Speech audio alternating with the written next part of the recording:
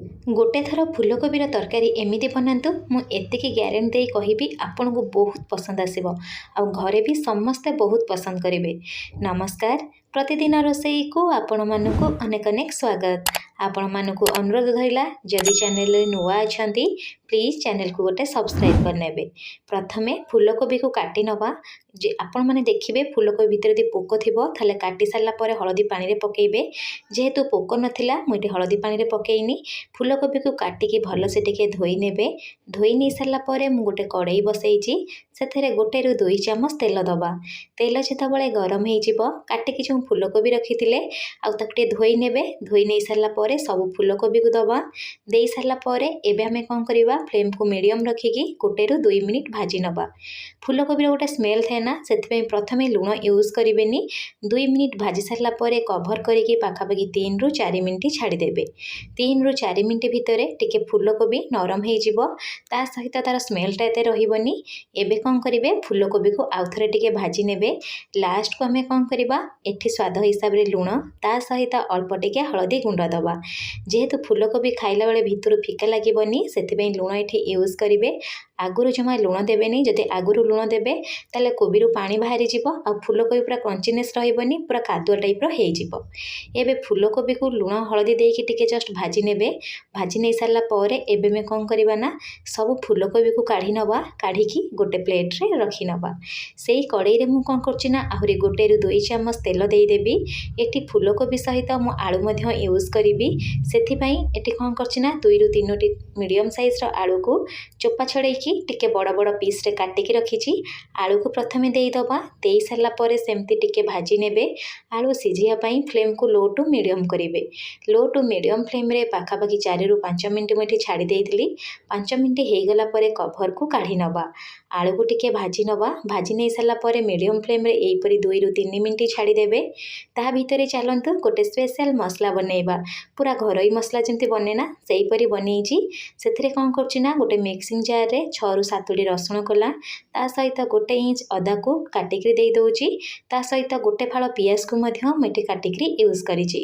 आ आधा चामच जीरा दे दबा। 2टी सुखिला लंका दबा ता सहित गोटे मीडियम साइज टमाटो को काटिकी दे दबा। दे सारा पर पेस्ट बनई आनिबा। ए पेस्ट को आपण तरकारी यूज करेंगे टेस्ट बहुत भल आसीबो। एठी पाखापाखि 2 रु 3 मिनिट हो जाइतिला। आपण माने देखि पारुथिबे आलूर कलर चेंज हो गलानी ता सहित आलू मध्य सिझी गलानी। एबे कौन करवा आलू को प्रथमे काढ़ी नवा। काढ़ी गोटे प्लेट रे रखी नवा।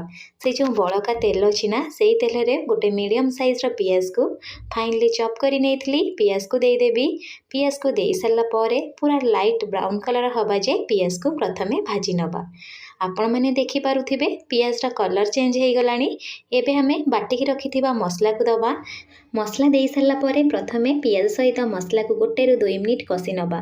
कषि सारा पर प्रथमे आपण कौन करेंगे ना अल्प टिके स्वाद हिसाब रे लुण देबे। गोटे कथा ध्यान देबे जेतेबेले हमें कोबी भाजी थिले सेतेबेले मध्ये लुण यूज करथिले से हिसाब रे लुण देबे। लुण देकी आको हमें जस्ट टिके मिसेई नवा। मिसेई सारा पर कभर कर नेबे। कभर करिकी मसला टिके सिझिया पई पाखापाखि 2 रु 3 मिनिट एमती लो टू मीडियम फ्लेम रे छाड़िबे। फ्लेम को जमा भी हाई करेनि। 3 मिनिट हो गला पर कभर को काढ़ी नवा। आपण माने देखि पारुथिबे मसला रु तेल छाड़िबा स्टार्ट हो गलानी। एबे हमें कौन करवा मसला को प्रथमे टिके भल से कषि नवा। आपण ए तरकारी गोटे थर बनातु पूरा सिंपल प्रोसेस रे मु बनैची किंतु स्वाद पूरा पूरी एक नंबर रहिबो। एबे कौन करवा फ्लेम को लो रखिकी किछि बेसिक सुखला मसला यूज करवा जेमती मोटी काश्मीरी चिल्ली पाउडर हळदी गुंड ता सहित आधा चामच मीट मसला यूज करिछि। मीट मसला टोटली ऑप्शनल अछि। आपण जदि चाहिबे स्किप करि परिबे आ जगह किछि भी मसला देई परिबे। और मीट मसला देई सारला परे प्रथमे मोटी कौन करबी ना आकु टिके भल से मिसेई नेबी। आ जेहेतु एटी किछि सुखिला बेसिक मसला यूज करले सेथि पई 2 रु 3 चामच प्रथमे पानी दे देबे। पानी देकी आकु टिके जस्ट मिसेई नेबे। मिसेई सारला परे लो फ्लेम रे कौन करेंगे ना गोटे मिनिट एपरी छाड़ी देबे।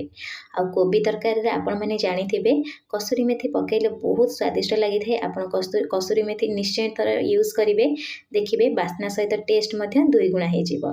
आ देई सारला परे प्रथमे मु कौन करबी ना टिके भल से मिसेई नेबी। एबे कौन करबा भाजी की रखिथिबा कोबी ता सहित आलू को मध्य देई दबा। देई सारला परे मसला सहित कोबी आलू को पाखापाखि 2 ରୁ 3 मिनिट लो फ्लेम रे कसिबे जेमती मसला ना कोबी सहित मिसिबो टेस्ट बहुत भल आसीबो। आपण जदि चाहिबे एपरि कषा करी मध्य खाई परिबे। जेहेतु मठी झोल वाला बनेइबी सेथिबे हम कोन करछि ना 2 कप पाखापाखि पानी देई देबी। पानी देई सारला परे एठी हमें जस्ट टिके मिसेई नबा आ फ्लेम को एबे कोन करबा मीडियम टू हाई रखिबा।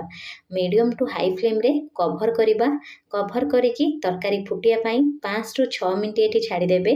जदि आपण कोबी टिके भाजला बेले सिझी नथिबो ताहले आपण कोन करे ना एठी अधिका समय मध्य छाडी परिबे। एबे कवर को काढी नउची आपण माने देखि पारुथिबे केते डेलीशियस देखा जाउची। बास्ना मध्य बहुत भल आसुतिला। आपण माने गोटे थरो ट्राई करंतु। मु आशा करूची आपण मानको बहुत पसंद आसीबो। लास्ट को अल्प टिके धनिया पत्र काटिके देई दउची। ता सहित गरम मसला मध्य अल्प टिके देई दबा। देई सारला परे आको आमे मिसेई नबा। जदि आपनको ए भिडियोटी पसंद आस्तिबो प्लीज भिडियो को गोटे लाइक करिवे। धन्यवाद।